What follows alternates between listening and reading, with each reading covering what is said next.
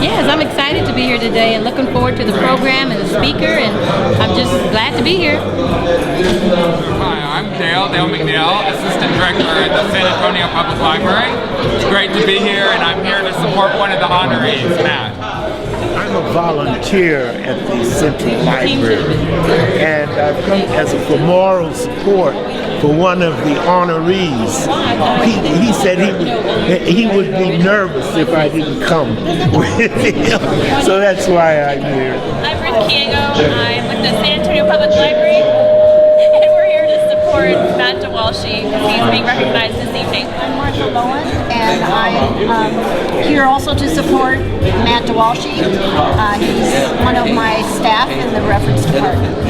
I'm Larry Cohen. I'm with the Bexar County Buffalo Soldiers, and we're here to represent the Buffalo Soldiers in honor of Juneteenth, which is a great honor to be here. Thank you. My family in Trinidad and New York, you know what I'm saying? Give a shout out to them. Much love to them. We're out here representing Open Star Live 277.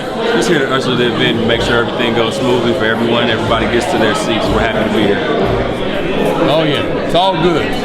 Glad to be here. Pleasure to be here this evening. Looking forward to it. What an opportunity for us to come and to support Brother Stitt, who's receiving an award today, a community service award. So the rain cannot hold back campus.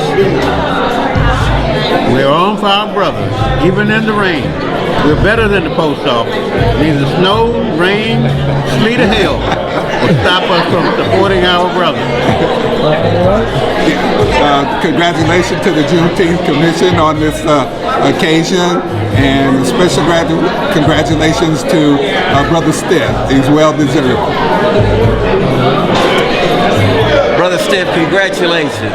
Well-deserved award, and we're proud to be here. It's a great day to be a Cap.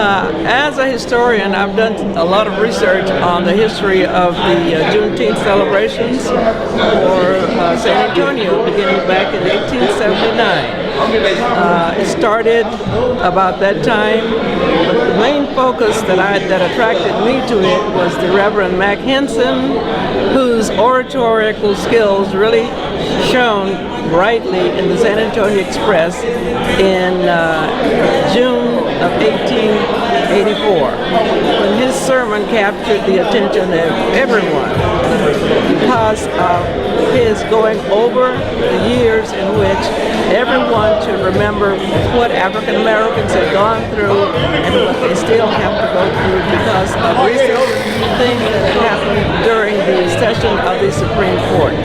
As a historian, I was able to uncover all of the organizations that took part in the parades that circled down through downtown San Antonio. I'd like to give a shout out to my brother for doing such a great job at the YMCA.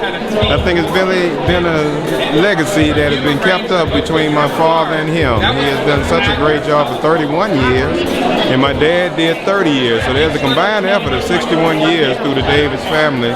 Thanks mostly to my brother Nathaniel Davis and Nate the Sure Knight, and congratulations. And we're very proud of you. We're celebrating Juneteenth. We're very pleased to be here, to be a part of the celebration. As you know, we're 117 years of age, so we feel that our part of our history and our legacy, we're recognizing the freedom of African Americans, the slaves, and we started out as an institution that was for African American young women, black slaves that were coming out of slavery. So this celebration is very special for us at St. Philip's. And as you can see, we have the team here to help to join the celebration. And recognition to our heritage and our legacy. I too am here to celebrate the Juneteenth celebration. We are very proud of what Byron Miller has brought to the city of San Antonio, and each year we look forward to celebrating Juneteenth in San Antonio, Texas. I just want to give a shout out to my dad for putting this all on. It looks amazing.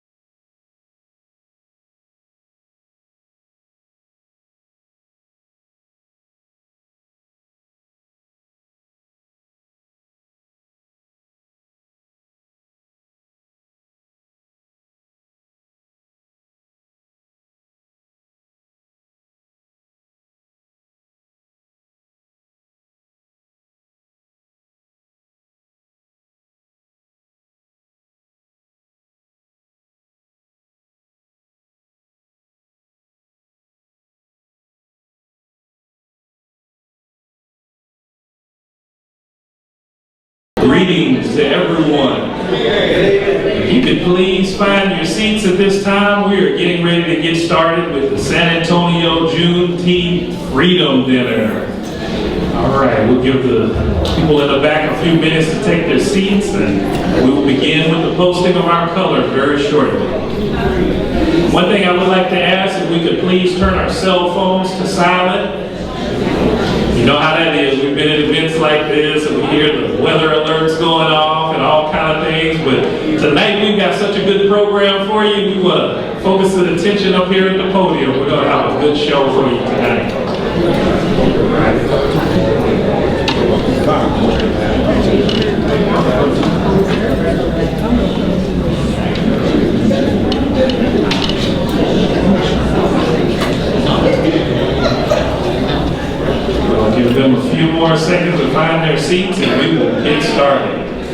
First, I want to check that everyone hear me okay in the back. Can you give a wave and we can hear me clear? All right, good. No feedback, no echo. All right, that's a good thing.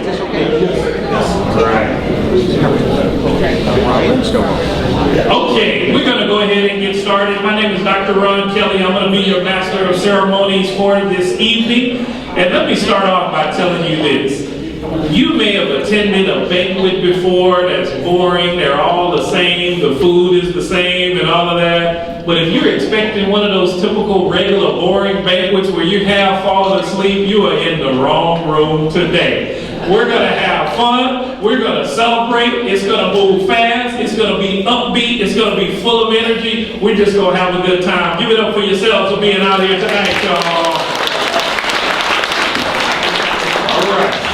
So first things first, whenever we have such a glorious occasion, the first thing we have to do is give honor to our nation by the posting of the colors. And the group that is coming up to do this is a very historic group that played an important role in all of this history.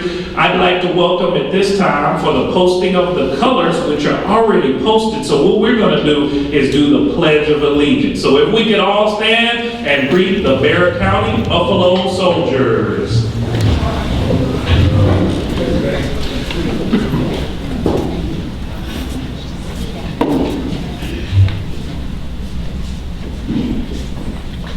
Pledge allegiance to the flag of the United States of America and to the republic for which it stands, one nation, under God, indivisible, with liberty and justice for all.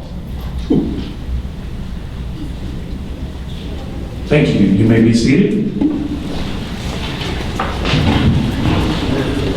And at this time, to give our official welcome, I'd like to call up Miss Francine Prosser Johnson. Give it up for Miss Prosser Johnson, y'all. One of our Juneteenth committee members. And I might add, that's one of my church members right there, so I have a little favoritism with her. Come on up, Miss Prosser. Good evening, ladies and gentlemen.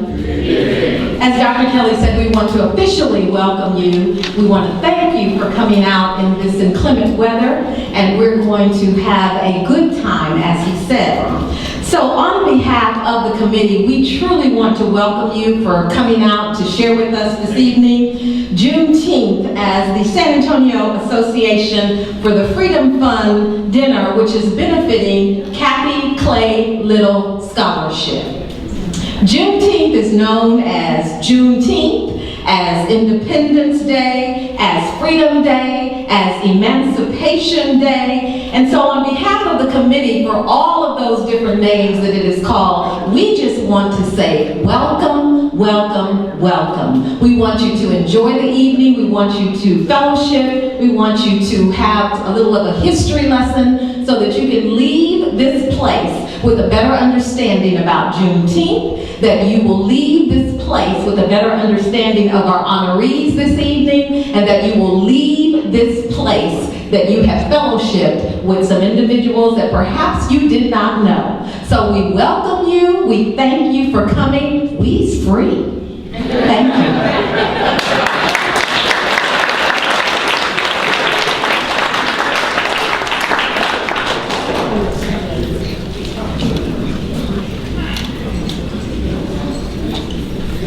Okay, we're starting it off. Now, one of the things, now with me being an educator, I'm actually a former school principal and I actually work in the education field, and one of the things whenever you let a teacher in front of a microphone, we like to keep order. That's one thing teachers like to do, but teachers also like to teach and give a lesson. And there is no better time than an event like this to learn. We come to these events and we're here, and a lot of times we leave, we kind of know what it's about, but we don't really leave with a clear understanding of what it's really about. So I don't have too many guarantees tonight, but I have one guarantee for you. You're gonna leave here today and be able to explain to any child what Juneteenth is. Y'all ready to learn about Juneteenth? Yes. All right. Juneteenth commemorates the announcement of the abolition of slavery in Texas in 1865. And overall, it celebrates the emancipation of all slaves in the South. Now, one special thing about it, you notice I said 1865. That means that is exactly 150 years from now. So you are here, you're a part of history. You're at the Juneteenth Freedom Dinner on the 150th. Give it up for yourself for being here in front of history. Okay? Now, as Francine Prosser Johnson mentioned, as you notice how she mentioned the name, well, being an English professor, one of my other things I do on the side, I like to know what words mean and where it comes from. I'm 42 years old and I've heard that word and I've never really known what it means and where it comes from. Well, that word is actually called a portmanteau, which is a word that is created by combining two words, June and 19, hence we have Juneteenth. Now let's go back to how this all came together. President Abraham Lincoln, as you know, issued the Emancipation Proclamation in 1862, but he made it to be effective on January 1st, 1863. So that tells me maybe they were a little not too sure. They were like, let's give a little buffer zone and see how this works first, right? Now, this one important detail that many people miss, this Emancipation Proclamation only freed the slaves in the Confederate States. One fact that many people don't realize, that didn't include Tennessee, parts of Virginia, and parts of Louisiana, which were occupied by the Union. So basically the Union said, in the parts that we own and we run, the slave system is working out pretty good, making us some money. Well, that don't count for us. That's for these guys rebelling against us, right? That was interesting. So it also announced that blacks and former slaves could start serving in the military. And at this point, the Union Army needed some help. So this was a very ingenious military strategy, because now you had access to over 250,000 additional soldiers that were willing to fight for you for free, because they were free. So that was an ingenious strategy. Texas slaves were not affected by this, as you may know. Partly, you hear all of these myths and rumors of what it possibly could have been, but it was mainly because we are isolated geographically. And also, Texas was not a battleground at this point. They were more concerned with the places where the fighting was going on. So June 18, 1865, we're getting closer to Juneteenth, y'all. I'm on the 18th right now. Union troops arrived to occupy Texas. So they had to send some troops here to say, we're in charge of this too. You know, Texas tries to be independent, but this is under us too. We're coming down here to take over. So the next day, on June 19th, as my good friend Byron Miller always liked to remind us of, General Gordon Granger announced in Galveston, Texas, right there by the beautiful beach right there in Galveston, he stood out on the balcony and announced that all slaves were free.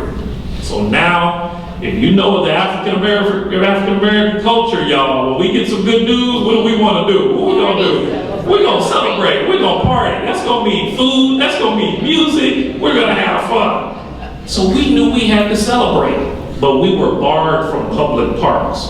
They didn't want us to celebrate. So starting the following year, we pooled our funds together and started purchasing the land to celebrate Juneteenth. Most importantly, in Houston and Austin are two of the most important emancipation parks. Now, the food we have today is a little different and a little special. It's always a notch above on Juneteenth, because historically, lamb, beef, and pork were not available every day to blacks at that time. But they would bring out the lamb, the pork, the beef to the grill, and that's where that tradition started at this point. But by the 1920s, the job situation enabled very few blacks to take off and celebrate on Juneteenth. But as jobs opened up in other states, it helped, because now we started moving north for the jobs, but we took Juneteenth with us. Because it was kind of just a Texas thing, but we took it, and now you're looking at a national holiday. 1980, we're fast forwarding all the way to 1980, Texas becomes the first state to establish it as a state holiday. Now, here's an asterisk, y'all. Our government offices don't close, so it ain't that big of a holiday. But, there's always a but. Some employees can use it as a holiday, okay? And I want to thank Al Edwards for that, who helped to do that. I see Senator Letitia Vanderpue there, one of our state legislators. Let's give it up for Senator Vanderpue. All right, glad to have you. And I'm sure you know Mr. Edwards pretty well and the hard work he does out of Houston. So he made it happen. 1997, it was recognized by Congress, and as of 2014, 43 out of 50 states recognize it as a holiday. And as I wrap it up, you know, I can leave out of here and be nice, but I'm gonna call out those states that aren't recognized. And y'all wanna know who they are? Let's call them out real quick. Arizona, Hawaii, Montana, New Hampshire, North Dakota, South Dakota, and Utah have yet to recognize Juneteenth. So if you go to any of those states, make sure you twist a few arms a little bit to try to get that to happen. So y'all, Juneteenth celebrates freedom, and it celebrates the end of one of man's ugliest creations, slavery. But guess what? That freedom led to something that those slave masters are probably turning over in their graves about. Because that freedom put a black man on the Supreme Court named Thurgood Marshall. That freedom allowed a well-spoken black man named Martin Luther King Jr. to be the only African American with his own holiday. It produced billionaires named Oprah Winfrey, Bob Johnson, owner of BET, and a real famous billionaire, recent billionaire you may know by the name of Michael Jeffrey Jordan. And their descendants, the descendants of those slave masters, now have to live in a country that's governed by an African American president, Barack Obama. So happy Juneteenth, y'all. Let's get this started. Y'all ready to get it going today? All right, here we go, here we go. But I told you, you know African American people now, we gotta celebrate, we gotta eat good, but before we eat good, we make sure we bless that meal. That's the first thing we do. So at this time, I want to bring up a gentleman. He is the pole mark of my beloved fraternity, Kappa Alpha Psi fraternity. He is a minister. He is a doctor. He is the past president of the NAACP. Let's give it up for Reverend Dr. Howard Anderson.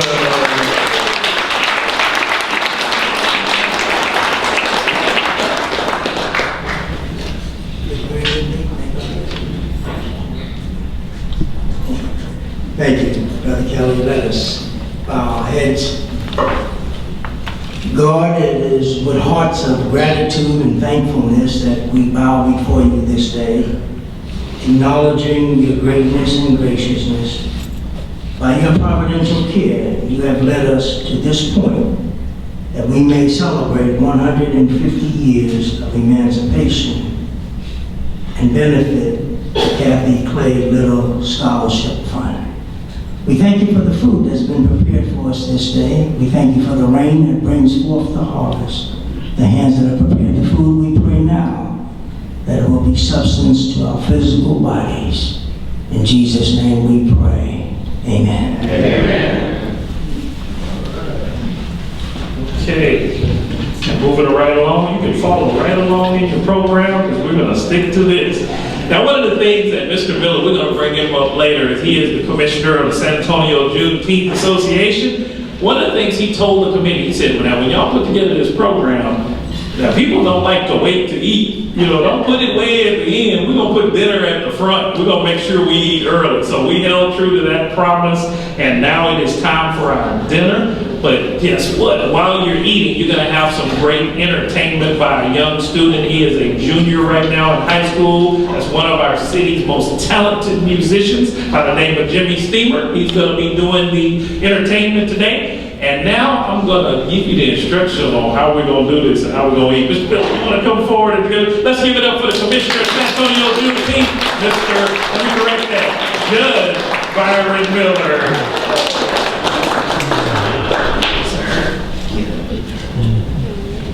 Dr. Kelly, thank you. Now, it's not my time yet. So what we're going to do, we're trying to be as orderly as possible. Our good brothers from Noble Star, and we're going to talk more about them. We'll give you direction. We'll start with this table, come around, and meander, and go through the line. It's great food, as stated earlier, but there's lots of it, and enjoy yourselves. So we'll start with this one.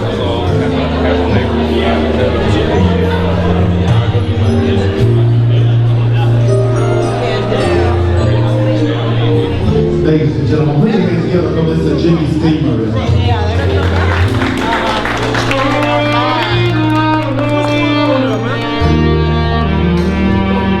I thought it was Texas 2 times.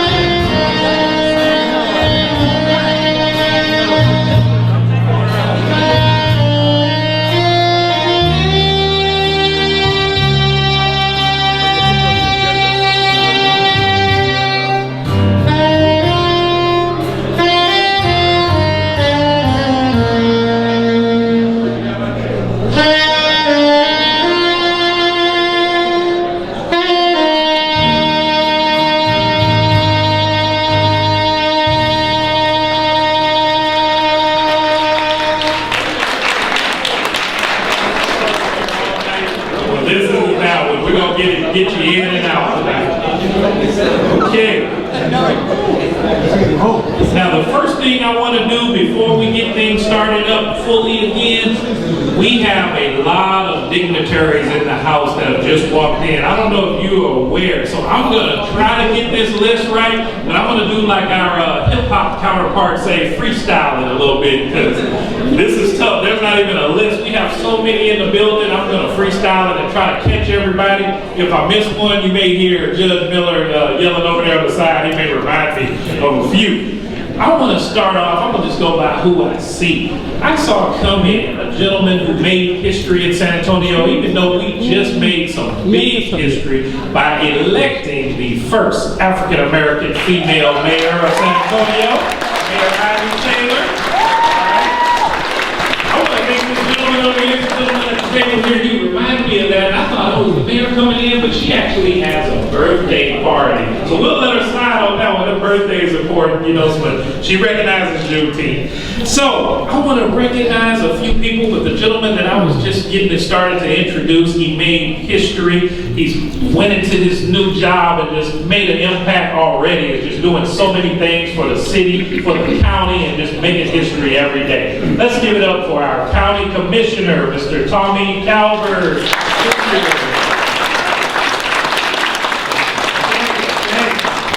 Let's see who else I have. Also, the chairman of the Republican Party of Bexar County, Mr. Robert Stovall.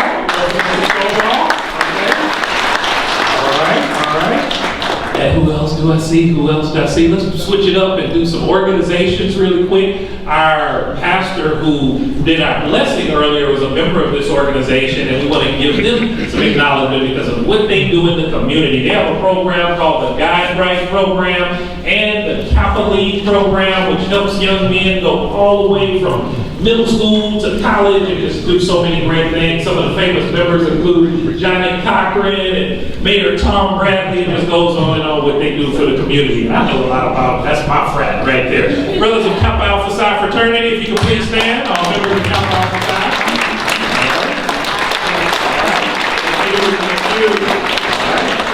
And I see another gentleman, we're jumping all over the place, so that way you can't predict who I'm going to talk about next, because we're jumping all over the place.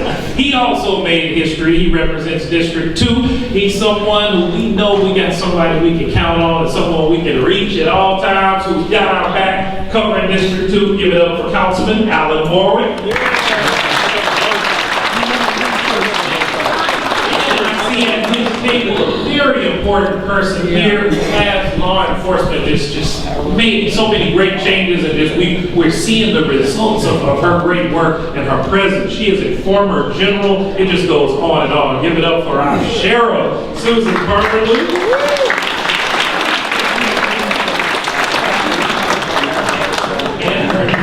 Important dignitary, she gave me her card, and I must have left it on the table. But one thing I did remember is that she is the Chief Justice of the court. Let's give it up for our Chief Justice here. Thank you. Thank you. You're going to hear a little bit more about her court in a little while, as we have a special guest from the court there. Also, I want to recognize we're talking about historic organizations. There is one organization that is the foundation of a lot of our historic organizations, and they played a great role in Juneteenth historically. You may have seen them around, and they're always so sharp, and people always ask, who are they? What do they do? What do they do? Security for the event, or what do they do? They are part of a very historic organization called Prince Hall Freemasonry, which has had a lot of the dignitaries and great famous African Americans of all time have been Prince Hall Masons. Give it up for the 2014-15 Lodge of the Year for the state of Texas, Noble Star Lodge number 27, if all members of Noble Star are there.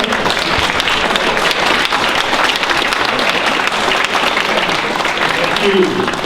If you get a chance, ask some of those gentlemen what they do and who they are, because their stories. One of the gentlemen over there, I got to point him out because he's the worshipful master of the lodge. That's the head of the lodge. And I like mentioning him because he took over my position. I had that for 2 years, and being in charge of those outstanding gentlemen, that was a job in itself, because that's almost like a full-time job. But he is a world-renowned scientist. He's a dentist. He's a professor. He's a colonel in the Army. He has 2 PhDs. Works for Master of Noble Star, Dr. Richard Williams.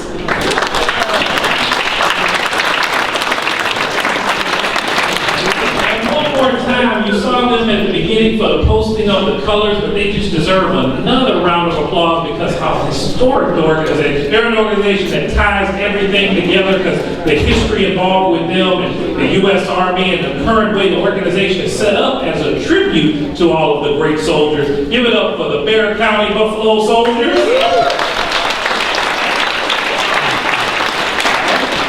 Y'all gotta help me now, make sure I'm not missing anybody. Byron Miller, who we got? Make sure I didn't miss anybody.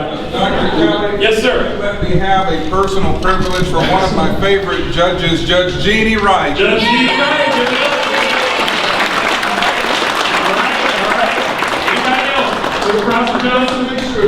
Yes. Justice of the Fourth Court of Appeals. Fourth Court. Sandy Bryan Marion. Give it up for Sandy Bryan Marion, y'all. What we got? And Francine reminded me, we must acknowledge the Van Cortlandt Social Club. Van Cortlandt, I got something for them coming up. Let's talk about that. One of the oldest social clubs in the United States, an organization with just so much rich history in San Antonio, and I know them very well. One of my mentors, a man that I looked up, growing up to, Dr. Robert Hilliard, was a member of this organization. And I had always been into organizations, and when I saw Dr. Hilliard was a part of it, that stopped. I went to the website, I researched all about it. I was like, this is really great. Give it up for the Van Cortlandt Social Club. Van Cortlandt members, please.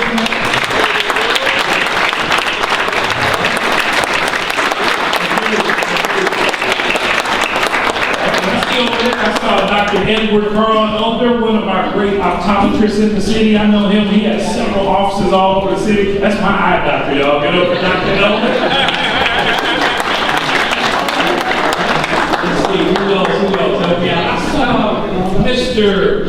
Andrews, who made history by having one of the only African-American owned radio stations. His accomplishments go on and on and on. Give it up for Mr. Chuck Andrews.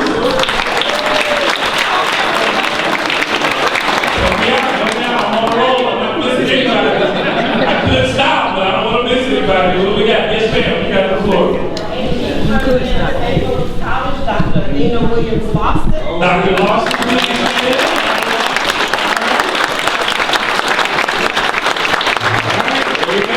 I can see Dr. Lawson over there. All right. And let's speak upon that, y'all. African-American college presidents are few and far between. That is one of our prestigious positions in academia. And Dr. Lawson, we want to let you know that you are opening doors all over the world for us. So give it up one more time for Dr. Lawson. Mr. Andrews, yes, sir. Member of the board of the University Health. What did I say? University Health System. Mr. Ira Smith. Mr. Ira Smith.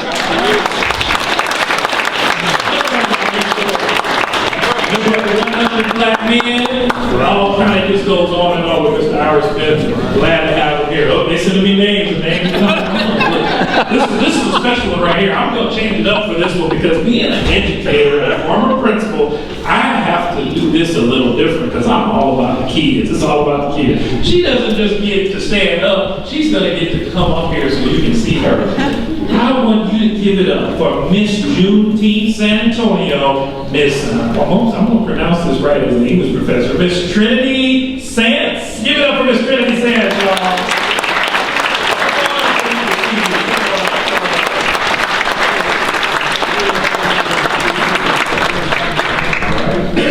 I'm going to switch microphones on y'all. Y'all see that switch right there? Y'all see that?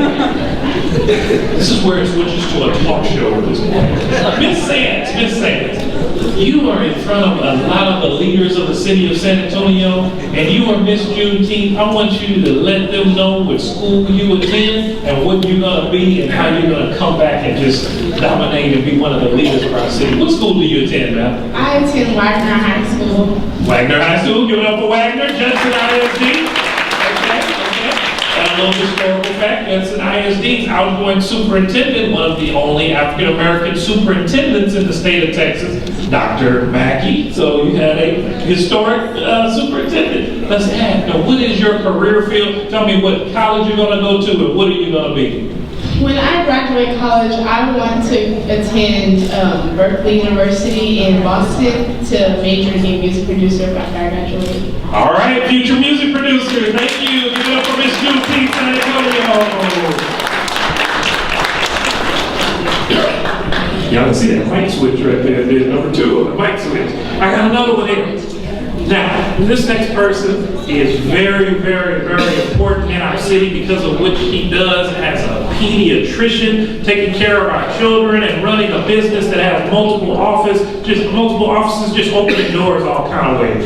Give it up for Dr. Burns Banks, Diana Burns Banks, y'all.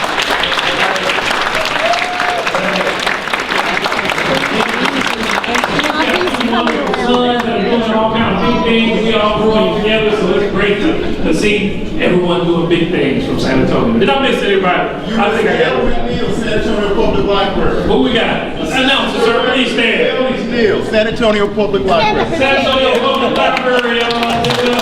Dale McGill, Assistant Director. All right. Did I miss anyone else? I tell you, it's just like the music award. You got to do the shout-outs. There's always a shout-out. All right, we're going to keep it moving. If we miss somebody, we'll catch you on the back end. We're going to catch you.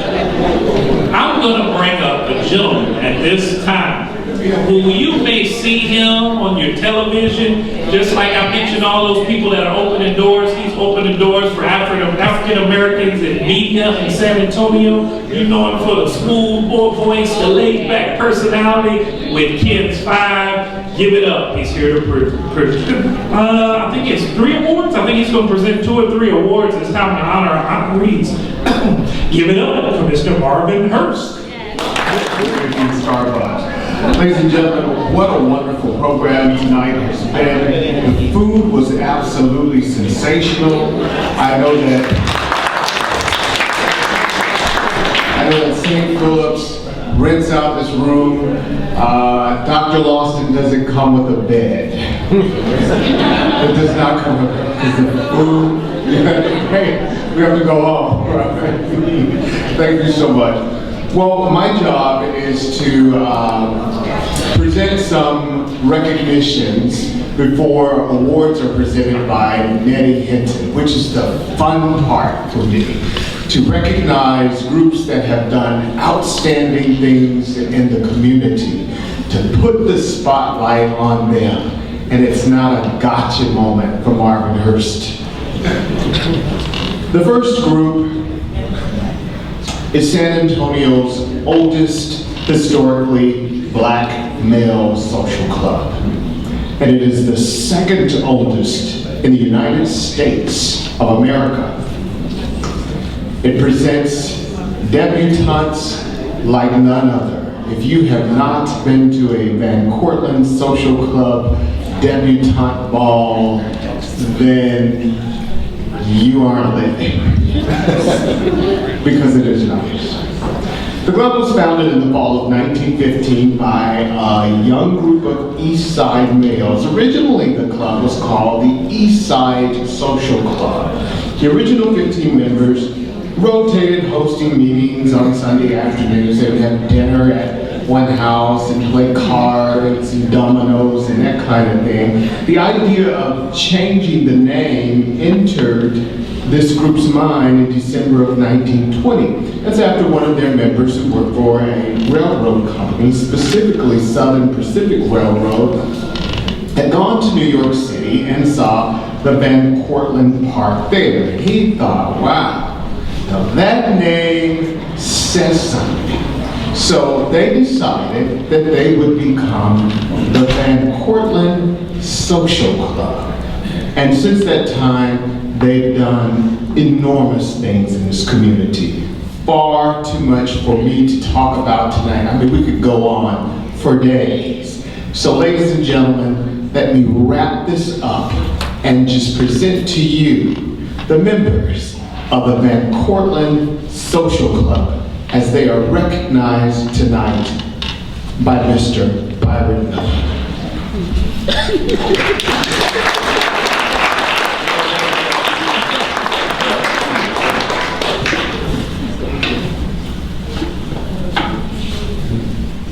This was impromptu. I was actually just getting up to get the award. But nevertheless, if the representatives from the Van Cortlandt Social Club will come forward. That's Mr. Brian Chase. On behalf of the San Antonio Juneteenth Association, we'd like to present to you the Legacy Award to the Van Cortlandt Social Club. And I am Byron E. Miller, Commissioner, on this day, June 17, 2015.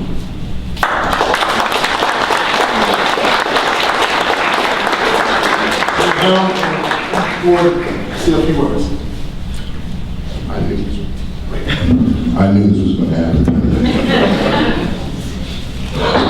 You know, this club has been around, you figure, 50 years after the Civil War ended. You had individuals who were still in a time where African American men could not get together and fraternize. They got together, they had a lot of fun, they went off to war, came back out the war in the 40s, and started with debutante balls. This thing is still going on today. We have another one coming up in November. Here's a little plug. We have a golf tournament also coming in August. And you can go to our table over there. We have our history over there. It is an organization that has a strong tradition in this town, and we are committed to continue that tradition. We thank you for the award, and thank you for the recognition. Thank you.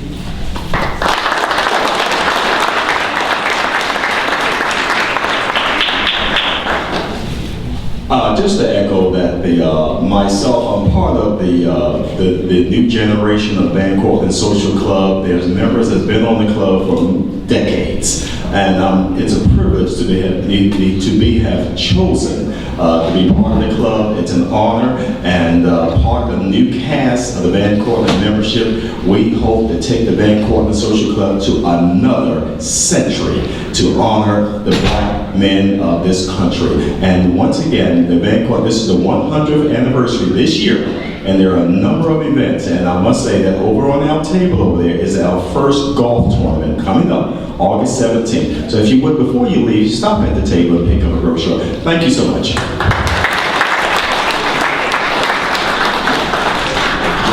Yes, we're stealing the show. Before I leave, though, I would like all the Van Cortlandts once again to please stand, and also the Van Cortlandt Auxiliary members. Without the Van Cortlandt Auxiliary members, we would not be able to put on the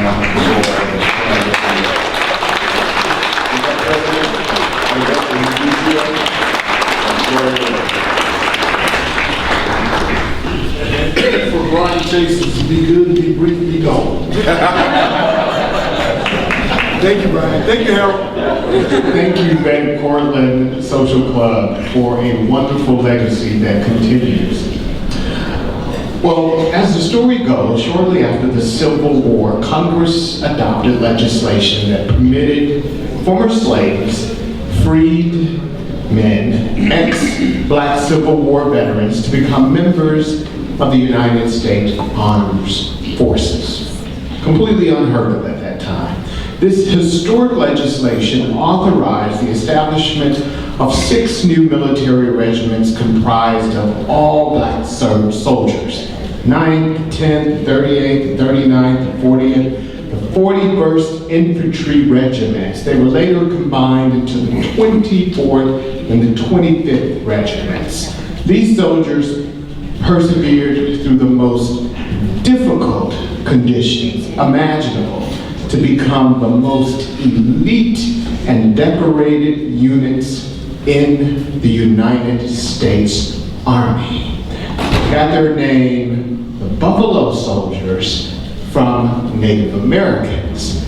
They, of course, adopted it proudly. Today, the Bexar County Association of the Buffalo Soldiers, you will see them at schools, parades.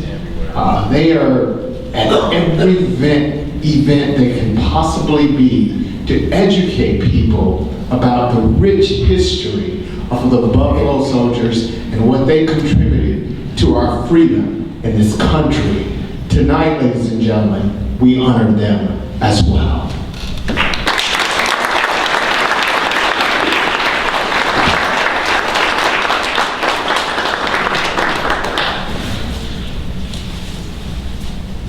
Again, the San Antonio Juneteenth Association presents the Legacy Award to the Bexar County Buffalo Soldiers, again, by my name, Byron E. Miller, Commissioner, June 17, 2015. Congratulations.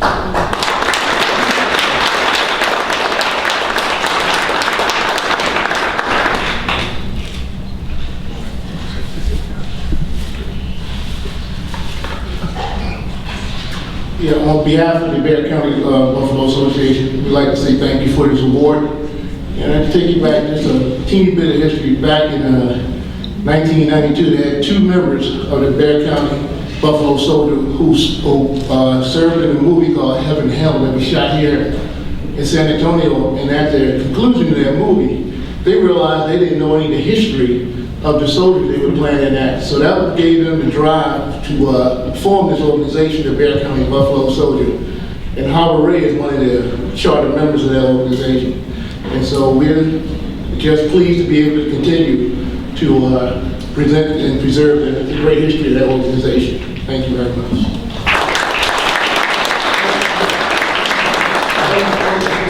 And Howard Ray, again, you're part of two organizations, the Van Cortlandt Social Club, serving as past president, and here with the Buffalo Soldiers, Bexar County. Also, one of my fellow brothers with the San Antonio Zoo Association. I want to make sure Howard's in with everything. But if you ever want to know what he really does, ask him, and he'll let you know. But say a few words, and then I'm going to bring Oscar Vick up, because he's going to tell you about the parade. Yes.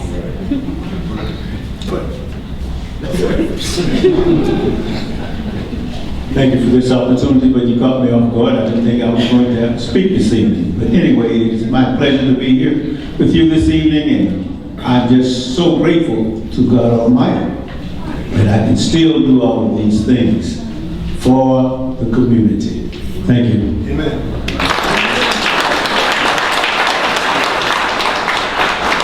Ladies and gentlemen, my name is Oscar Biggs, and I'm the chairperson for the Juneteenth Parade. We will be celebrating 150 years of freedom, and we'll also be doing a triple celebration, 50 years of voters' rights and 50 years of civil rights. And we will have a float in the parade to represent each one of them. The parade will start at the Mega Building on W.W. White, and it will end at Sam Houston High School. We look forward to seeing each and every one there. Thank you.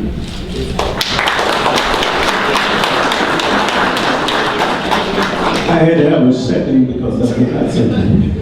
I want you all to please go to the parade on Saturday, because at Sam Houston High School, I'm going to free all of you.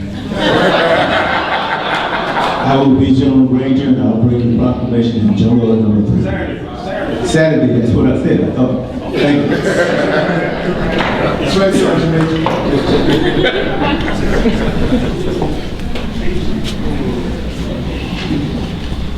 All right, let's give it up one more time for the Van Cortlandt and the Buffalo Soldiers. All right. Now this next lady that I'm getting ready to introduce, she's always helping out, doing all of the work, and I don't think we ever stop and take time and realize who exactly she is. Now, this is really personal for me, this introduction, because I learned something about her that made me just stop and think. And it tied into a story. I attended the University of Texas in 1992 when I was a student there. It was around 11 o'clock at night, and I was walking, and there were very few African-American students there, at that time. And, a lot going on, rough time. This is 92. And I'm walking on campus, and I remember the UT Police Department pulling me aside, saying, it was around 11 o'clock at night or something like that. I remember them pulling me aside and was like, hey, boy, what are you doing out here on the campus? Football curfew was 11 o'clock. What are you doing walking around? I said, football? I said, sir, my name is Edmund Ron Kelly. I'm here on a full academic scholarship. I'm here to obtain my degree, and after that, I want to get my PhD. And hopefully you will remember that name when I'm Dr. Ron Kelly one day. And he just looked at me and his face turned red. He's like, get out of here with all of that. And I remember when I was receiving the Outstanding Texas X Award, there was an older police officer in the back of the room at that time, and I looked and we met eyes when I was at that podium, and I think that was that same police officer.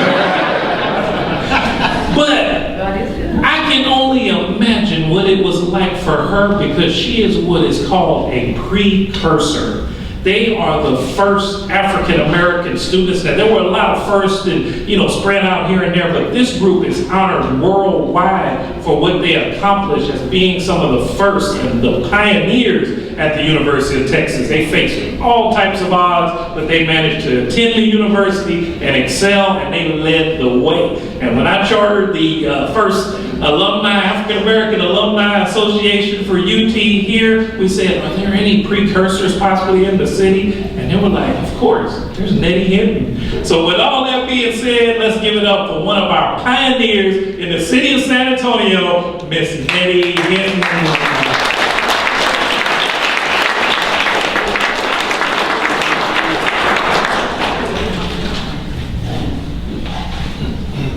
Now y'all know what you have to do is be old at the right time.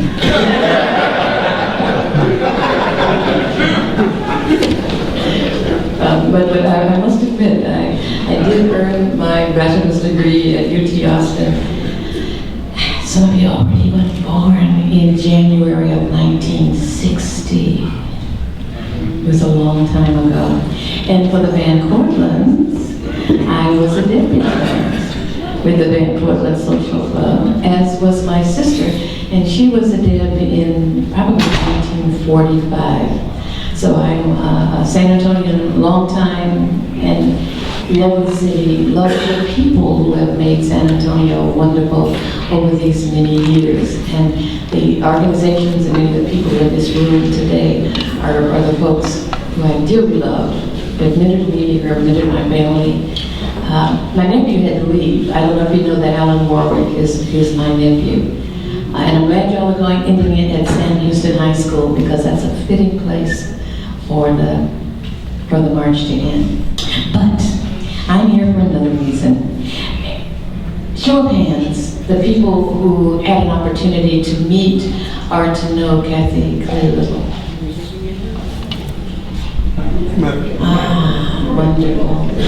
A truly outstanding woman who unfortunately, because of illness, left us all too soon. But the legacy that she left here in San Antonio will live on, which is the reason why we formed this committee, to be able to continue what she had begun more than 15 years ago, and that is to honor San Antonians in our community who have done wonderful things.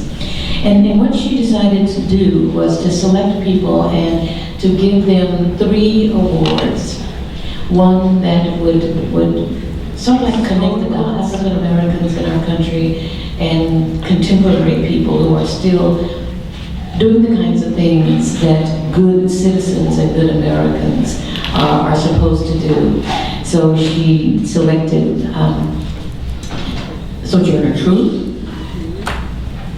She selected Frederick Douglass, and she selected Harriet Tubman. And then she went about selecting people in the San Antonio African American community and the extended community whom she felt kind of personify the kinds of wonderful civic civil rights, loving pride in country and people that need to be recognized. Now, the people who have been honored in the past are folks that were kind of like household names in our community. But this year, the committee decided that we were going to choose what we have called unsung heroes. Folks who are out there in the trenches every day doing the right things for the right reasons. But they don't, get in front of the crowd waving and acting a nut, trying to bring attention to themselves. It's all for the people, for education, for the purpose that we were put on this planet for. So we are going to be talking about our unsung heroes. And the first of our unsung heroes, who we're giving the Harriet Tubman Award, is a gentleman named Blake Stith.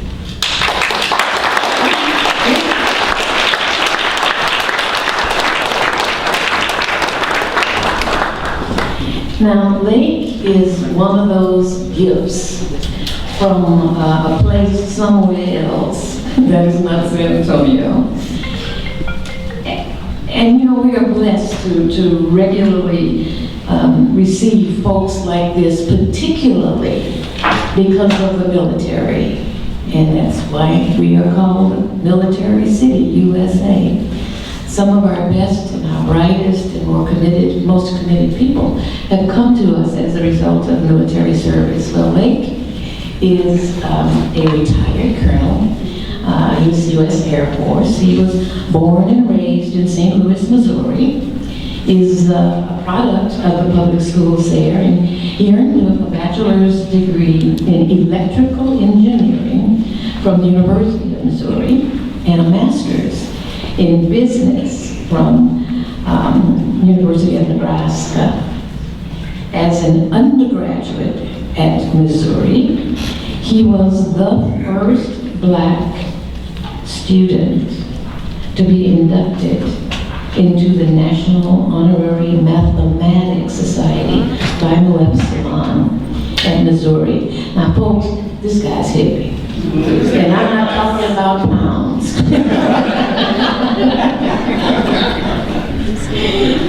His very distinguished military career has taken him from Barksdale Air Force Base in Louisiana to Kessler in Mississippi to Kirkland in New Mexico to the Air Force Space Command in Colorado.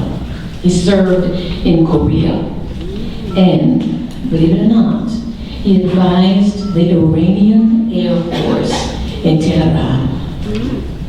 He's been around the block a time or two. Now, in the civilian sector, he worked at McDonnell Douglas, designing the electrical systems for the F-4 Phantom jet plane.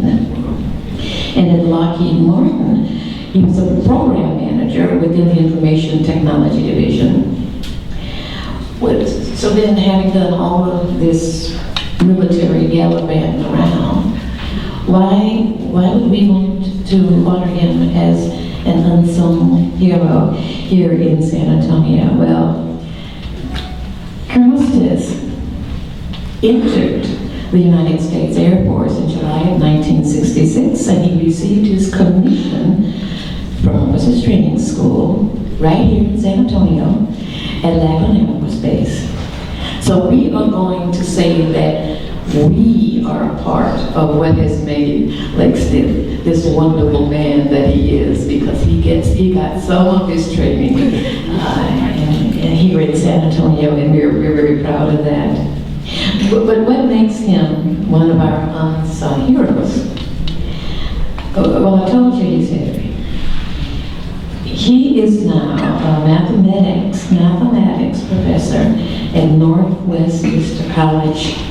He works with the Boy Scout troop at Bethel AME Church and with Bethel's Student Enrichment Program. He understands that 21st century young people inhabit a universal where STEM, science, technology, engineering, math, These are the knowledge fields that are a prerequisite for success today.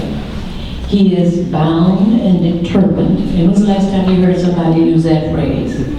Told you I'm old. Bound and determined to facilitate them, to mentor them, to teach them, to help them develop the knowledge and the skills to succeed in real life today. He gives unselfishly his time, his talent, to our greatest assets, our youth.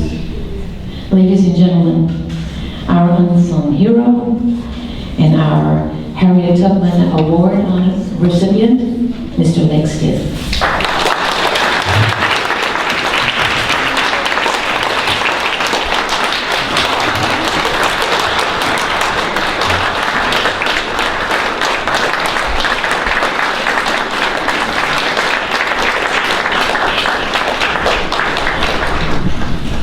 And it does mean the San Antonio Juneteenth Association presents the Harriet Tubman Courage Award to Lake Stiff, signed by me, Myron E. Daughter, June 17, 2015. And just as a personal note, Lake, you're well deserved. Thank you.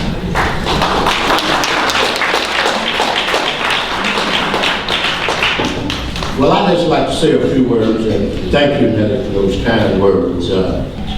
What I've come to realize through the course of my life, and I was speaking to someone earlier tonight, and I looked around and I become an old man. And I thank God from whom all blessings flow, that I've lived to be 70, I'll be 75 years old, 1st of October.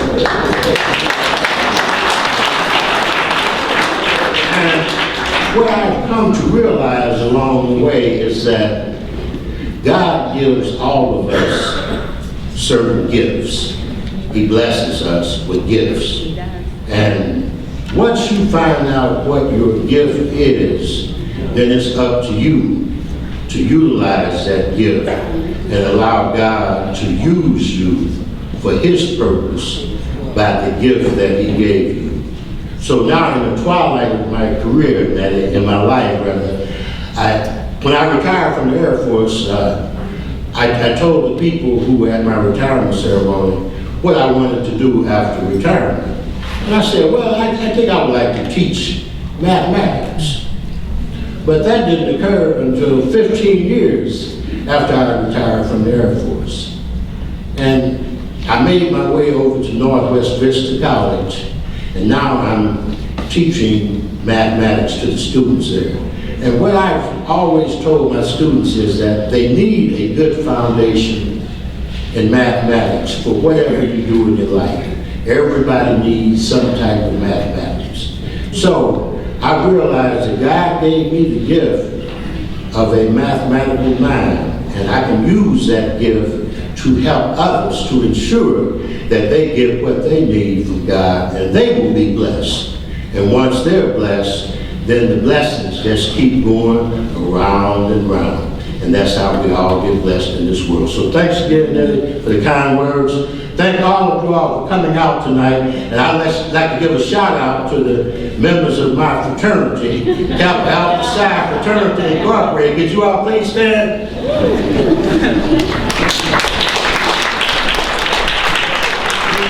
Thank you.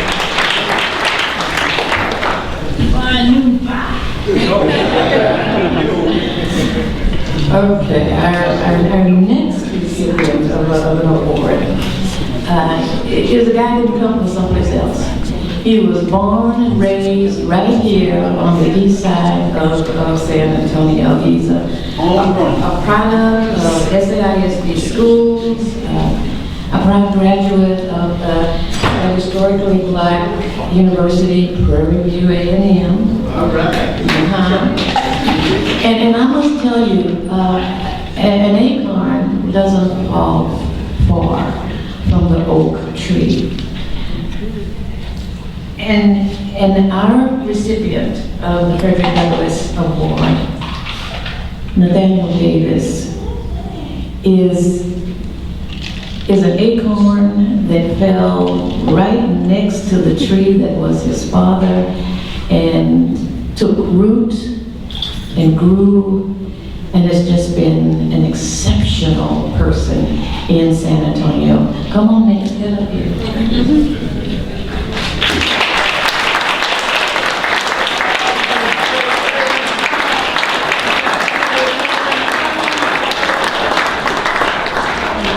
On the hood. Now Lake was bragging about being 75. Well, I'm 76. Oh, right. So he's a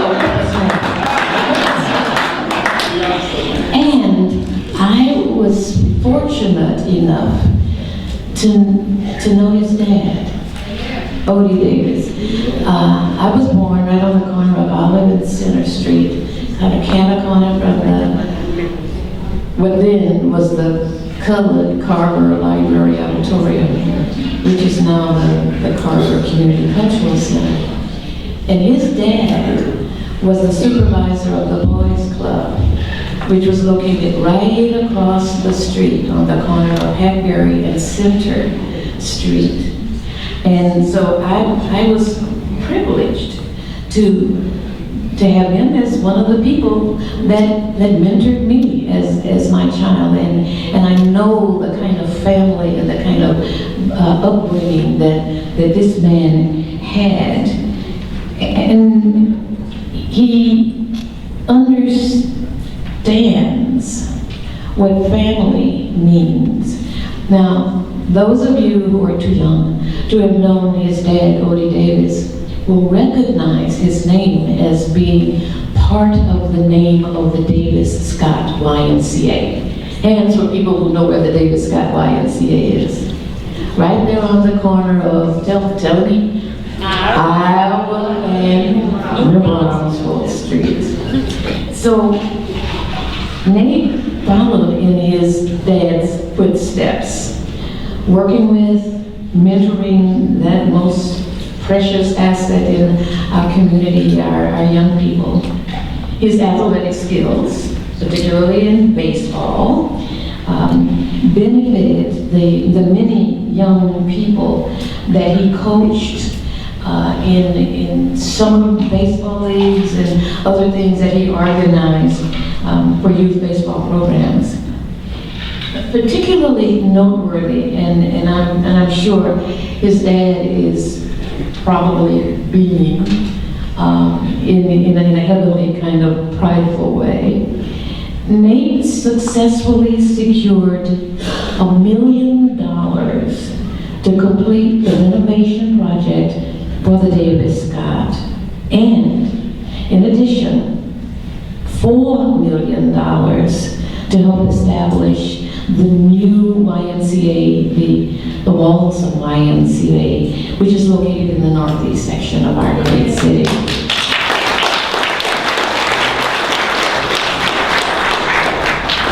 Now, Nate serves with distinction. I'm not making you blush.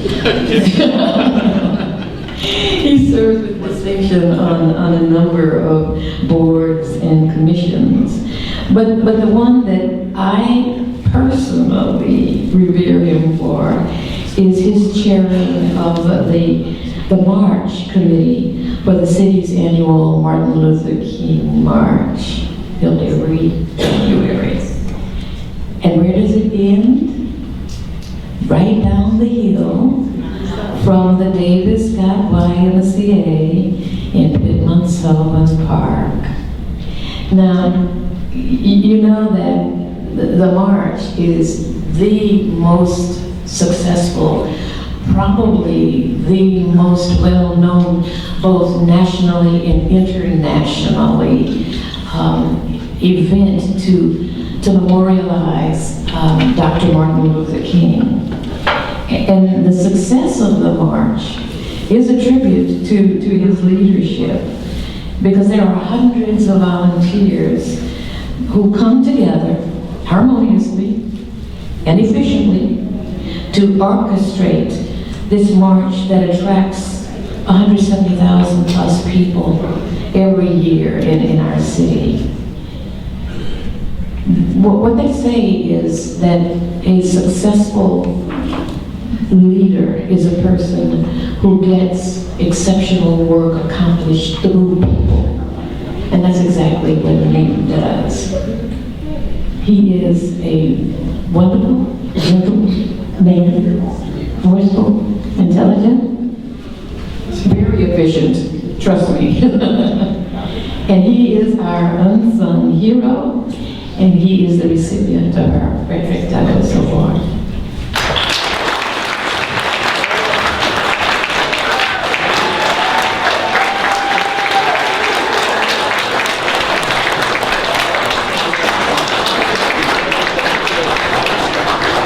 San Antonio Juneteenth Association presents the Frederick Douglass Emancipator Award to Nathaniel Bennett today, June 17, 2015. And let me say this, Nick and I grew up together. I mean, we graduated high school, played ball, competed against each other. But you're talking about a good guy. I mean, I think you heard me say that about Lake Stiff. And I don't know Matthew as well as I'm going to get to know him, but these are good guys. And we're just so happy to be able to honor them today.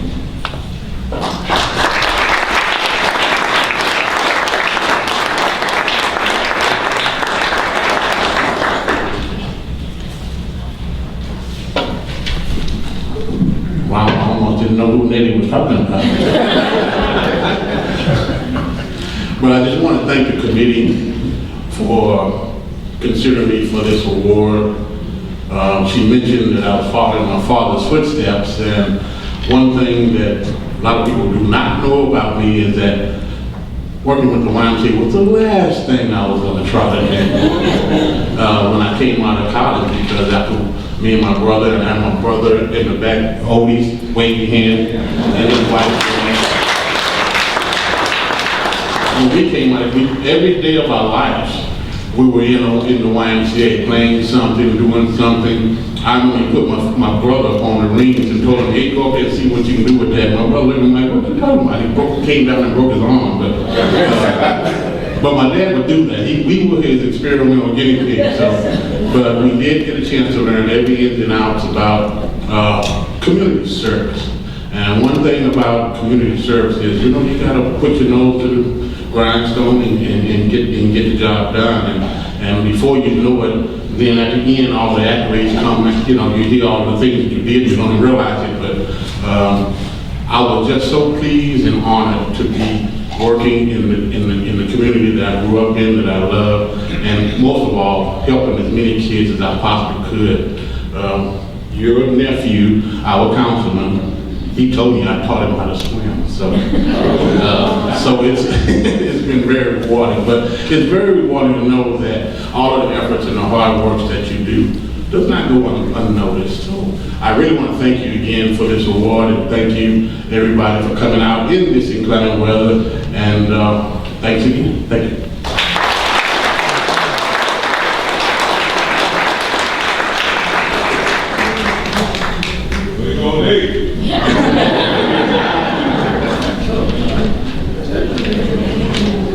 See how tall he is?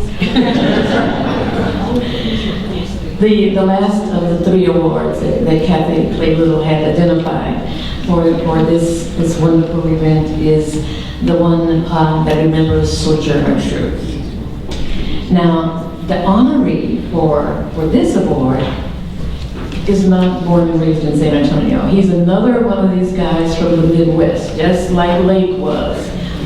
Wasn't born here. He got here as quickly as he could.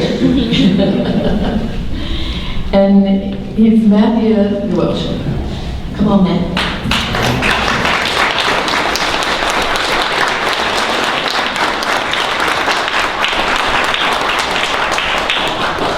Now, he's the youngest of our honorees. So he hasn't retired yet, so he's still laboring in the vineyard of his chosen field, which is library science.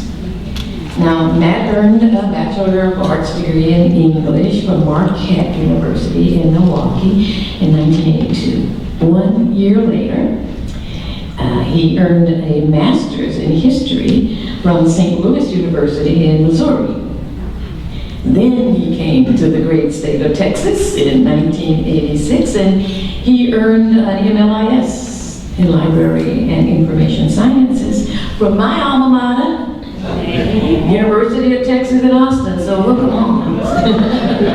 So there are three of us in the room, Ron and Matt and me. He's been here in San Antonio since 1995. And he is currently the archivist at the Red Enchilada Central Library for the public library system here in San Antonio. And he's in the Texana Genealogy Department. Okay, hands for everybody who's been up on the 6th floor and have been in the Texana Genealogy Department. If you haven't been, shame on you, and you need to go, because there is a wealth of information there about you, your family, all your ancestors, and just about everybody of significance that you would need to have information about. And the staff, they're wonderfully helpful to bring you through the intricacies of finding out who you are and whose you are and where you came from and how you managed to get to this exalted state that you find yourself in today. But why is Matt being honored with this award? Well, it is not because he has been inducted into the Scrabble Hall of Fame. Although he has been, he is a champion at Scrabble. Now, this in itself is a wonderful accomplishment. What he is being honored for is for a project that he is engaged in right now. And it benefits African Americans here in San Antonio. A little history. Back in 2005, Pat Pickett came to him. She was inventorying her late mother-in-law's stuff. And you know how it is, we accumulate stuff. And so Pat was going through Dorothy Pickett's things. And how many people know Dorothy Pickett was? And that there was a school on Houston Street that bears her name. So Pat was going through her mother-in-law's stuff. And she came upon a collection of funeral programs of San Antonians that Mrs. Pickett had lovingly saved. Now, she donated those to Matt because she knew that as a historian and somebody who cares about community and family, that he would know what to do with them and to do the right thing with them. Made contact with other people in the community, sort of like Miss Schmedler, who's a collector of stuff. Come on, Miss Schmedler, stand up and wave. Okay, she don't sit down and wave.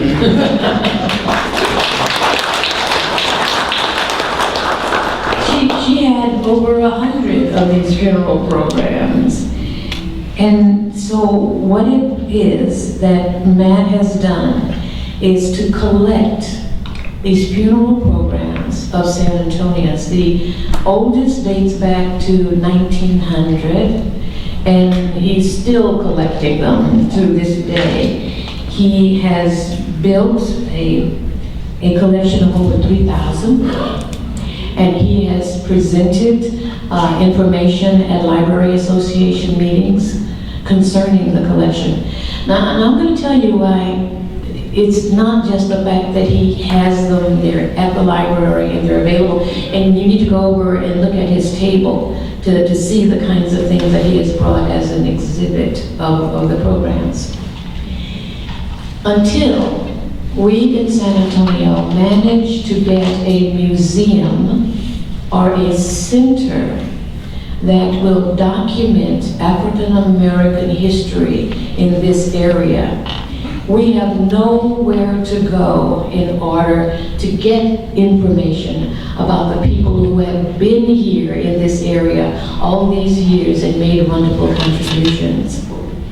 you need to know that blacks in this area date from 1615, when Estevanico was here as a guide of Isabella, that there was during Mexican times, when this was their country, that there was a Afro-Mexican mayor of San Antonio. Now that the series on television about Texas is airing, how many of you know the story about Emily Morgan? Hands. I don't see that many hands. There's even a hotel right next door to the Alamo that bears her name. Emily Morgan was a mulatta. And the story goes that the reason why Santana got surprised at San Jacinto was because he was kind of hanky-panky in his tent with this beautiful woman that he took from San Antonio and brought with him to Houston. And when he ran out of his tent, he didn't have on all of his generally regalia. And he looked like just any other, soldier. And he was trying to, give people orders, and that didn't kind of work out because they didn't know who he was, because he didn't have the emblems of power. But we have a rich history in San Antonio, and we have people in San Antonio through the years, maybe your parents, grandparents, great-grandparents, that have contributed to that history. Matt is the guy that until we get that museum, that center where we can document our history, is the guy that's going to make it available to you with his collection, his African American Funeral Program collection. So our Sojourner Truth, John, our Sojourner Truth awardee is Matt Duelsher.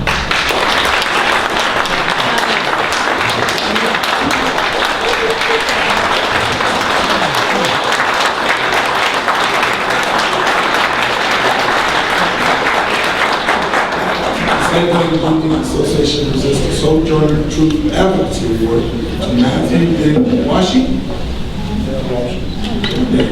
June 17, 2015.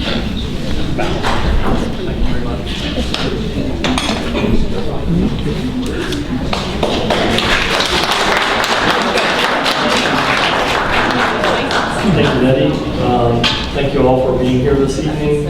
I want to thank my colleagues from the library for coming out tonight to support me as well. This has really been a wonderful project, and I thoroughly enjoyed working on it.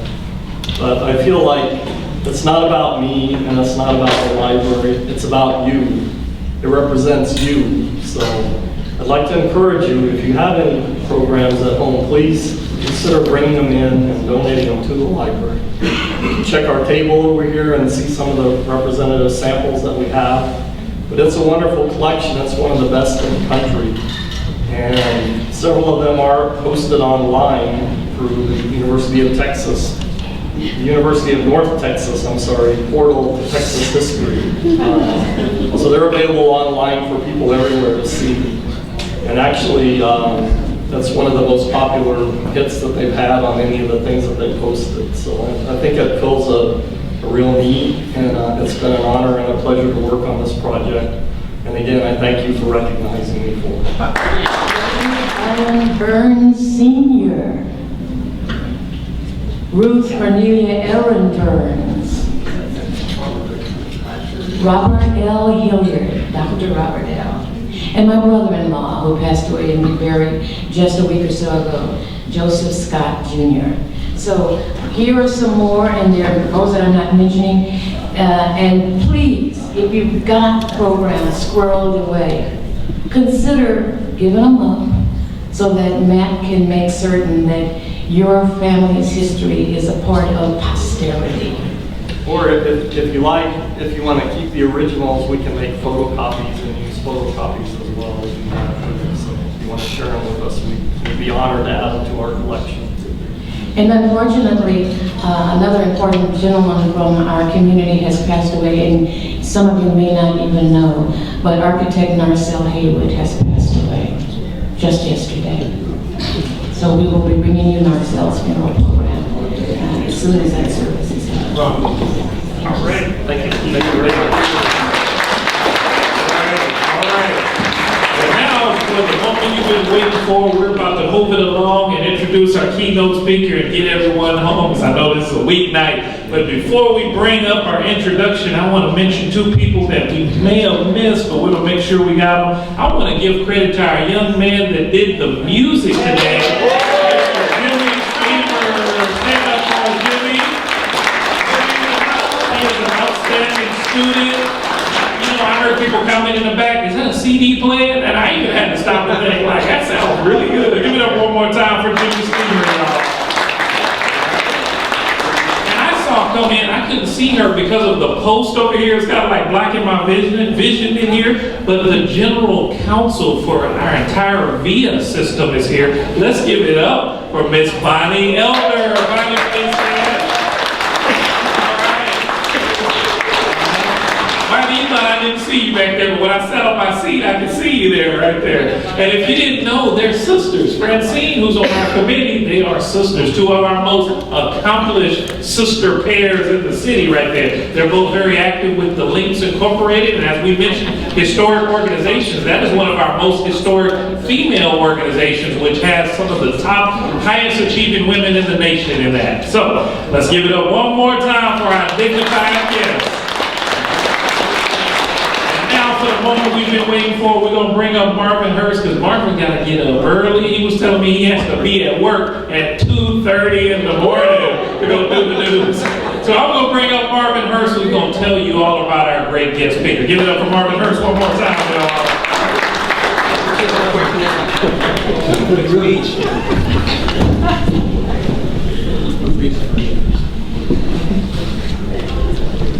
I had the opportunity to meet Justice Jason Pulliam in person maybe an hour or so ago. So, you know, it's my job as a reporter to kind of gather things. Didn't want to overwhelm him because he was gathering his thoughts. But in the brief conversation I had with him, I discovered three things. I knew he was astute. I knew he was accomplished, and I could tell he was analytical. Am I right? You say so. Don't take it. You're right. He's absolutely right. The Chief Justice says I'm right. So, he was always a post-it note on my desk to do a story on, and here I'm sitting next to him, and tonight I have the opportunity of introducing him to you. Justice Jason Pulliam, who says doesn't have a whole lot to say about him, and he's the new kid on the block. I beg to differ. He serves on the 4th Court of Appeals in San Antonio. He was appointed January 8th of this year by former Governor Rick Perry, who's now a presidential candidate. Does that mean that you're gonna? We'll talk about that later. Prior to serving on the Court of Appeals, Justice Pulliam was a judge at Bexar County Court number 5 from 2010 through 2014. During that time, he heard all kinds of cases, DWIs, assaults, theft, possession of marijuana, all kinds of violations. They came through there. He presided over civil cases with the maximum jurisdiction limit of $200,000. He is also a good team member because he actually helped some of his other judges hear some of their cases. Prior to that, he was a practicing attorney at Ball and Weed and Ford and Massey. He's also served as a JAG. In 2002, he was the recipient of the Eastern Region Defense Counsel of the Year Award. And he says he's done nothing. Ladies and gentlemen, if you would stand to your feet and welcome the graduate of Texas Southern University's Thurgood Marshall School of Law with honors, and our guest speaker tonight, Justice Jason Pulliam.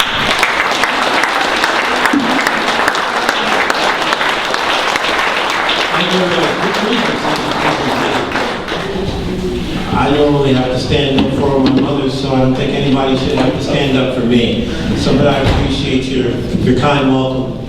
And I want to thank everybody for this wonderful honor and opportunity to visit with you all briefly tonight. As we all know, Juneteenth is about emancipation. And emancipation is essentially about freedom. And one thing that we all know is that history teaches us that to preserve freedom and our legacy in this country, it takes active citizen participation. I'm going to talk to you tonight about someone I think has done a lot in his life, or did a lot in his life, which is why I don't think I've done a lot in my life yet. I don't know if you all are familiar with the name Charles Hamilton Houston. We are all familiar with Thurgood Marshall, and he has earned the title of Mr. Civil Rights, but I beg to differ with the esteemed Justice of the Supreme Court. I think Mr. Houston is actually Mr. Civil Rights. And so as an attorney, I'm going to talk about an attorney, but I think he's Mr. Freedom and Mr. Civil Rights. Martin Luther King said, "You should be aware, as indeed I am, that the road to freedom is now a highway because lawyers throughout the land, yesterday and today, have helped clear the obstructions, have helped eliminate roadblocks by their selfless, courageous espousal of difficult and unpopular causes." And I agree with that. The road to freedom eventually became a highway because of the early 20th century work of Charles Hamilton Houston. Houston's life was devoted to the cause of freedom. His accomplishments cannot be viewed as aiding only blacks. His life's mission was to help all of America. Houston wanted the egalitarian language of the Declaration of Independence to benefit all people, regardless of race. He attempted to narrow the gap between morality and legality. He laid the groundwork for equal rights and used the law as an instrument of social change. Charles Hamilton Houston had a dream and a vision for our nation. He used his practical skills and advocacy to change the American legal landscape. As you may recall, the 13th Amendment was ratified in 1865, outlawing slavery.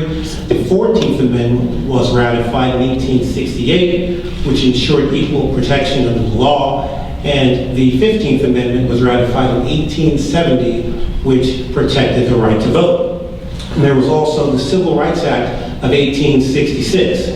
With these measures, the rights of all people were protected on paper. The civil rights cases of 1883 and the Plessy decision of 1896 permitted state and private discrimination.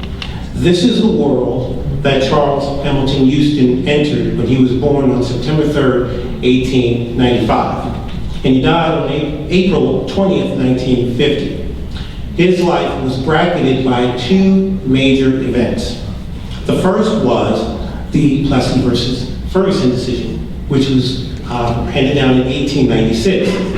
The second was the Brown versus Board of Education decision, which came about 4 years after he passed away. So why is he, in my estimation, more important than Thurgood Marshall? I'm glad you asked, and I'll tell you why. Mr. Houston was born in Washington, D.C., to William Houston and Mary Hamilton. Although his father graduated from Howard University's Evening Law Department in May of 1892, he was not securely professional or middle class. Houston received his primary and secondary education in the segregated school system of Washington, D.C. He completed 8 years of primary school at the age of 12. There was never a question that young Charles would go to college and fulfill the dreams of his parents. He attended the M Street High School, which was designed to prepare young boys and girls for college. Charles Houston graduated from M Street High School in June of 1911 at the age of 15. Houston's parents garnered their resources so that their son could attend college without great financial difficulty. Houston decided to attend Amherst College.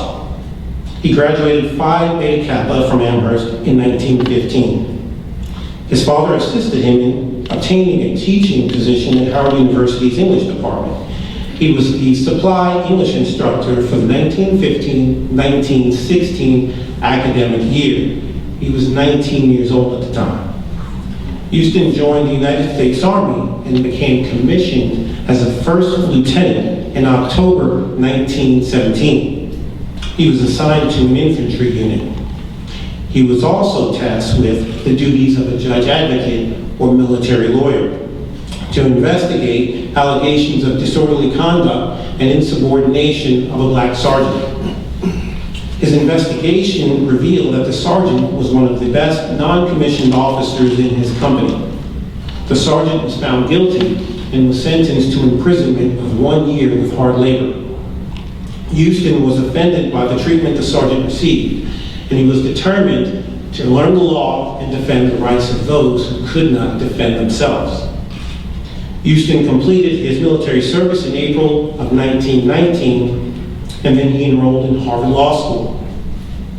He was elected to the Harvard Law Review and graduated in the top 5% of his class.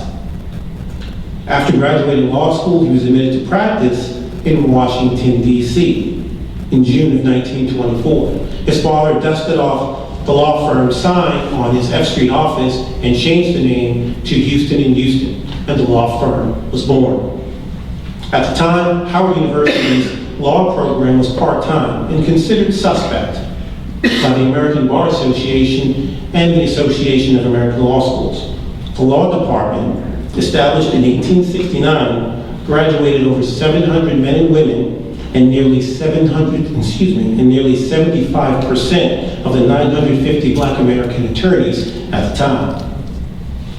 Houston accepted a position at Howard to teach the law in 1924. He taught agency, surety, and mortgages, jurisprudence, and administrative law. He believed in rigorous academic standards and would not accept mediocrity. After the departure of the dean of the law school, Houston was appointed resident vice dean in charge of the 3-year day program in law library. He believed in the sociological view that lawyers serve as reinforcement units in the social structure. Legal representation of the underrepresented was essential to eradicating legal discrimination, and the law school's indispensable social function was to train lawyers to this task.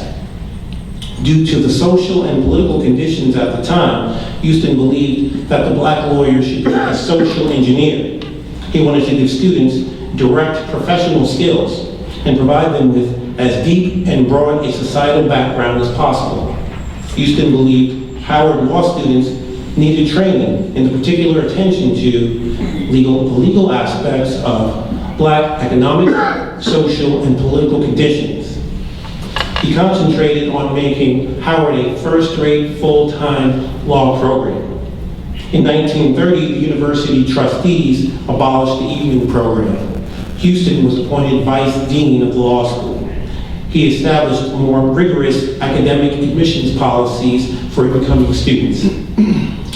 Houston focused on making the black lawyer a social engineer. Graduates were to be highly skilled, perceptive, sensitive lawyers who understood the Constitution of the United States and knew how to explore its uses in solving problems of the local communities and bettering conditions for underprivileged people.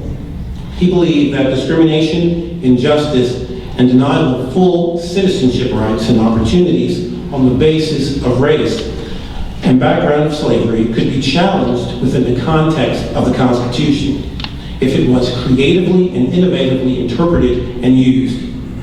This approach was based on the idea that reforms could be achieved by challenging laws in state courts because reforms could not be achieved through the normal political process. Houston's goal was to achieve full citizenship rights for all Americans. He believed that human beings, regardless of their differences, were equally entitled to life, liberty, and the pursuit of happiness. Houston was the lead attorney working for the NAACP to establish a plan to dismantle legal discrimination, and education was his primary focus. Houston rightly believed that education was preparation for the competition of life.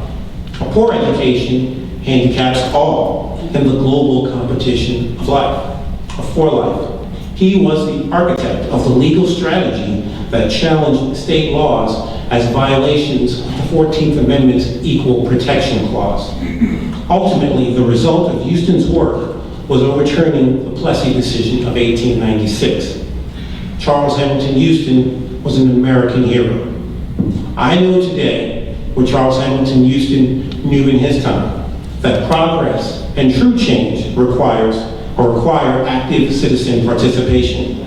We must all find ways to improve our lives and our nation.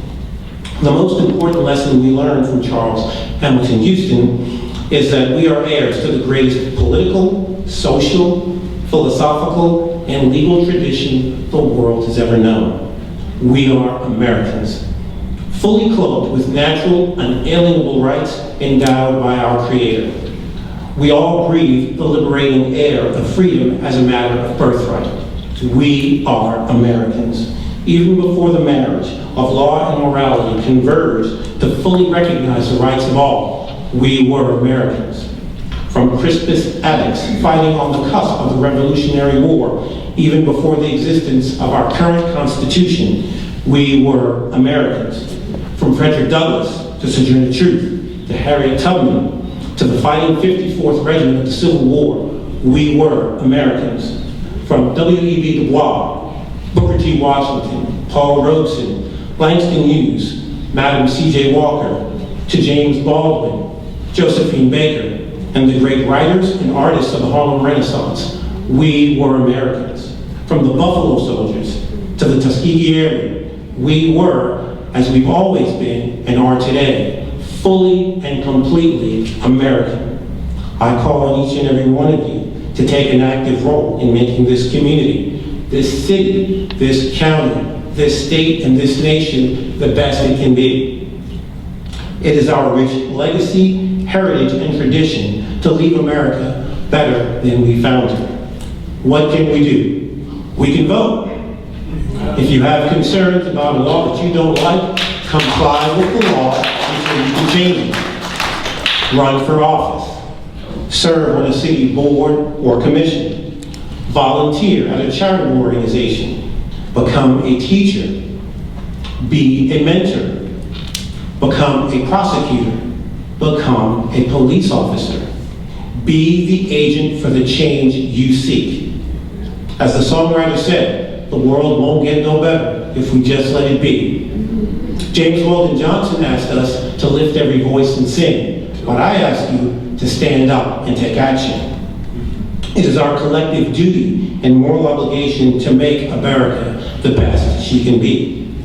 Because we are an imperfect people seeking to form a more perfect union. If this sounds like a call to action, that's because it is. I challenge each of you, as I challenge myself every day, to make a positive difference in the lives of others. One person with the faith to believe and the will to act can transform the world. We still have challenges ahead. As you all know, we have a racial divide in our country. It still saddens me, and I find it heartbreaking that at Sunday at 11 a.m. is still the most divided hour in our country. If you live on the north side of town, I challenge you, I encourage you, go to the east side of town. Visit Second Baptist Church on Commerce Street. There you will hear Reverend Jefferson delivering a thunderous sermon, telling you to do for others. If you go to Antioch Baptist Church, right here on Walters, you will find Reverend Ken telling you to love your neighbor as you love yourself. If you attend Mount Zion, there you will find Reverend Otis Mitchell focusing your attention on clothing and feeding the neediest among us. And if you live on the east side of town, I challenge you to attend a service north of Loop 410. There you will find men and women of the same faith delivering the good news Paul delivered to the Thessalonians, Ephesians, and Romans. And for those Americans who are non-believers, the same unifying principles apply. We must respect the rights of all, and we all have a duty to make this great nation a better place. It is easy to be the critic, but it is much harder to build. It is easier to tear down than it is to build up. After you offer your critique, then offer solutions to bridge the gaps that divide us all. Be a part of the bridge that connects us as Americans. Be the beam that reaches out to find common ground. Be a cable that secures the connection we have as human beings and Americans. As Dr. King instructed us, darkness cannot defeat darkness. Only the illuminating power of love can do that. Violence and inaction cannot be the means by which we solve our problems. It is through nonviolent, active participation that we can face our problems. Remember the words of Dr. King. Remember the work of Charles Hamilton Houston. And remember, for America to continue to be the great beacon of light around the world, it takes you and I. Thank you for your time, and God bless you all.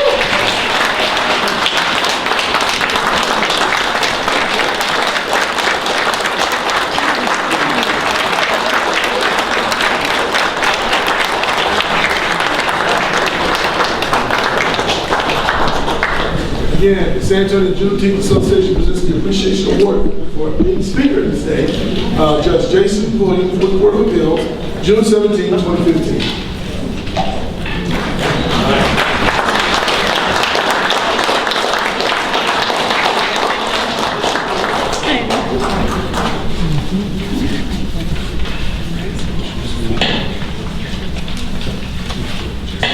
All right.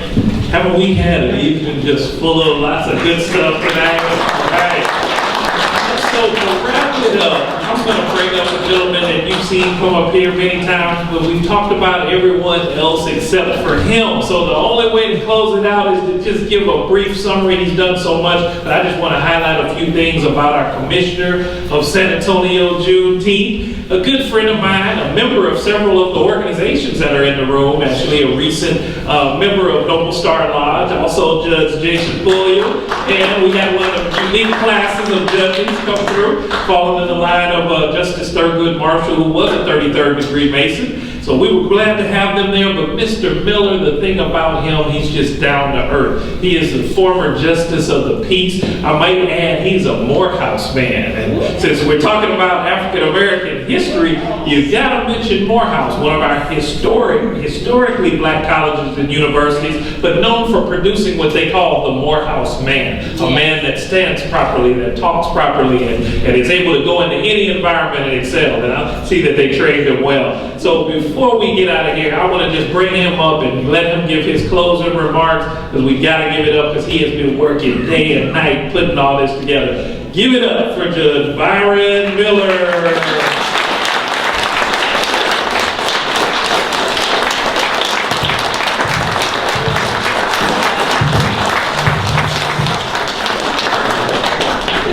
All right, well, let's give it up for Dr. Ron Kelly.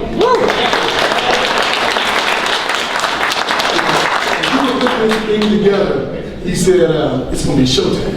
Definitely carried tonight, and I just want to thank you. I've got to say this. Judge Jason Pulliam, you know, he mentioned W.B. Du Bois. Well, one of the things W.B. Du Bois expounded on was the talented 10th. And today you see the men in this room who we have acknowledged, and many are just sitting in the audience. This is part of the talented 10th. This is part of the group of people that give back to this community. You know, they may sit high, but they definitely come down to our level and help within this community. You know, I look back at Tommy Calvert back here. You know, he was just recently elected. And how many people live in Precinct 4? Raise your hand. Okay, Precinct 4, raise your hand. I see about, let's say, 10 people in the room, maybe 12. We all voted for you. But guess what? Y'all don't know something. Y'all don't know something. Jason Pulliam was elected to the County Court No. 5 for his second term. Now, in the county, if you stay 8 years, you're vested. That means you get a pension. 8 years. Well, he was only in that position for, what, 2 months, 3 months? 4 months. 4 years. 4 years. Well, he was there 4 years, but the second term. It was 1 month. 1 month, that's what I'm talking about. So now he could have stayed there, at least got his pension and moved on. But he's a rising star. And he was plucked out of that courthouse and given the opportunity to sit on the 4th Court of Appeals. He's the highest ranking African American in the state of Texas on the judiciary. And he follows in the footsteps of one of our great judges, Judge Sandy Bryan Marion, who knows this community. And she's mentored many of us. Right, Tommy? Okay, and so I'd be remiss if I don't mention her, because when we have elected officials in the caliber of Judge Sandy Bryan Marion, Tommy Calvert, and Judge Jason Pulliam, we're just blessed. And so we just said we had 12 people that could vote for Tommy. How many people live in Bexar County? Oh, that's everybody. That's all your votes right here. Because if you just heard this man, if you don't vote for him, shame on you. Shame on you. Now, that's the best I can do right now.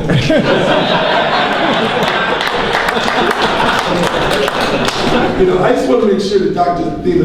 Adina Lawson knows we really appreciate everything she's done. Now, Kim Thompson, who works here, you know, that was my counterpart, and she really did a very good job making this happen for me. This is the first time I've had the opportunity to be in this room for an event. Well, actually, last night with Marvin Hurst, with the 100 Black men in their salute and Jubilee the Fathers. But I didn't know the layout, and Kim really helped me. And she's a great asset for this college and university, or college, I should say. 150 years, that's what we're observing today. We will definitely observe it on Friday, because that's the 19th of June. And again, you heard Dr. Kelly talk about how they put June and 19, they call it Juneteenth. But somebody call it Ebonics. Some will just say we call it the 19th of June. But whatever we call it, understand this. It was the last day of slavery and the first day of freedom. And we have celebrated ever since. And what we look for is the accomplishments that we've been able to make. And so when we think about all the things that have happened in Texas, in San Antonio, in the world, we are really blessed to be able to say thank you to Jesus, God, our Savior. And then thank you to this country. This has been a good country. You know, we have our issues, as we all do. But as Judge Jason Pulliam said, it's active citizen participation is the most important thing. And that's how we make a difference. Now, Jimmy Steamer, you know, you were a mentor or mentee to Kathy Little. Kathy Little died several years ago. And it was at her funeral that myself, Nettie Hinton, and Jennifer Moriarty with Wells Fargo Bank, she's not here tonight, we all said we were going to continue this dinner. This was her dinner. I don't do this. This was her dinner. But with the help of them and Wells Fargo and others, we have continued her legacy. But this also means we're also putting together a scholarship at UTSA that's endowed, that will live in perpetuity in her name, that will honor her legacy. Because she was a journalist, she was a publisher, she wrote for the editorial section for the Express News, but she had a finger on the pulse of this community. We've lost that. And I encourage the young folks out there, and you know, anybody, everybody, to get involved with our community, understand what's going on, and let other people know. And this is what we're doing tonight. We're letting other people know about the accomplishments of those that have gone and done so many wonderful things. Now, are there any past recipients in the room from previous Juneteenth Freedom Dinners. Stand if you're one of the recipients. All right. That's 2, 3, 4. Okay. So those of you who are standing, let's applaud you all.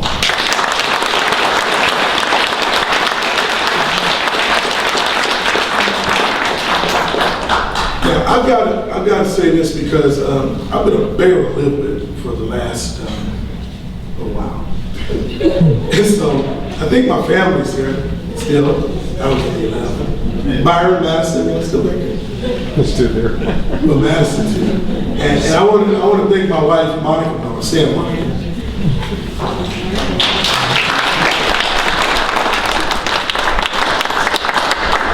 You know, I don't kick the dog and I don't kick her, but I tell you what, it's been some times where I'm trying to put this together. There wasn't a lot of us doing it. And so I heard my good friend, Dr. Howard Anderson, said he's going to join this committee.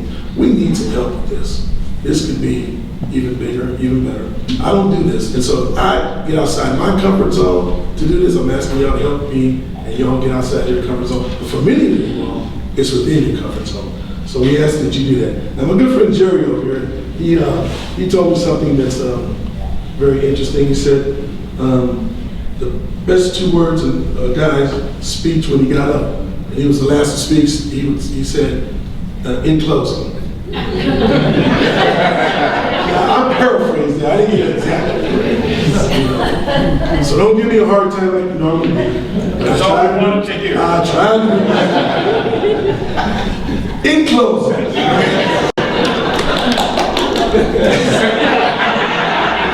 Let's give it up one more time to all the honorees.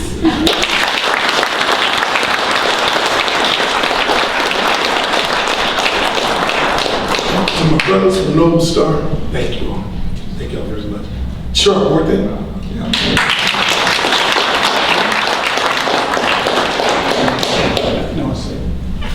They've already mentioned about Norso Haywood, but Norso Haywood, the 3rd architect to be licensed in the state of Texas, as a licensed architect graduate of the University of Texas, he died yesterday.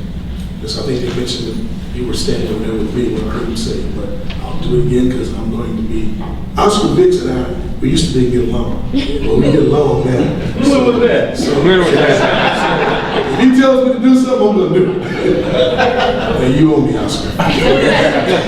But with that said, I just want to thank you all. This Friday, we will celebrate 150 years out at Comanche Park. Comanche Park number 2. Come on out from 11 to 11. A lot of great food, fun, entertainment, youth groups, and we got the musical act, Zap. So there'll be, as I said last night, more bounce to the house. And so Carlton, as we leave this place, you're going to put a little Zap on. And let them know what we're getting ready to experience. And happy Juneteenth.